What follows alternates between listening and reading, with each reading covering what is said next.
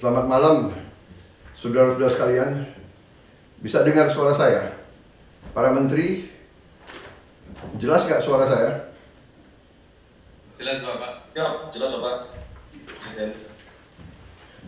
Baik, yang saya hormati Menko Pembangunan Manusia dan Kebudayaan, Menko Pemberdayaan Masyarakat, Menteri Sosial, Mensesnek, Menteri Kesehatan,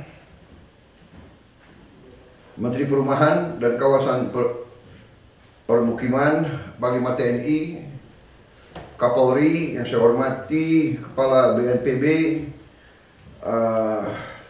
dan bersama saya ada Menteri Luar Negeri dan Sekretaris Kabinet. Terima kasih saudara-saudara. Jam berapa di Jakarta sekarang? 10 malam? 22, oke. Terima kasih. Saya mengumpulkan saudara-saudara. Saya ingin diberi update bagaimana tentang keadaan bencana di Gunung Lewotobi, laki-laki di Flores Timur NTT. Mohon saya diberi update. Silakan. Mungkin terima kasih Bapak Presiden.